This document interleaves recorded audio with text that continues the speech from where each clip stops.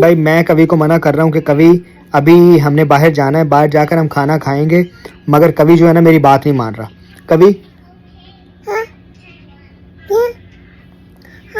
باہر چلیں گے, کھانا کھائیں گے. آئس کریم کھانا کھا لیں گے یار, پلیز یار کھانا کھا لینا.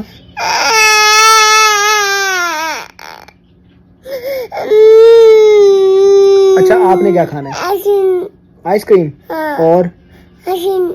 اور بھی بتا دو کچھ اور کھانا ہے تو. بس آئس کریم, اور بھی کچھ کھا لینا یار. چاکلیٹ, روٹی, چاول, salad, chocolate, chocolate, chocolate. Chocolate پہ بھائی اس کا تھوڑا سا دل ڈگمگایا ہے. روٹی,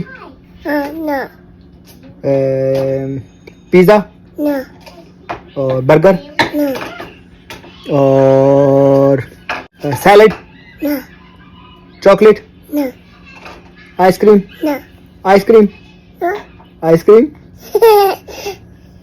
آئس کریم کھانی ہے؟ کیا کھانا ہے؟ آئس کریم کھانی ہے.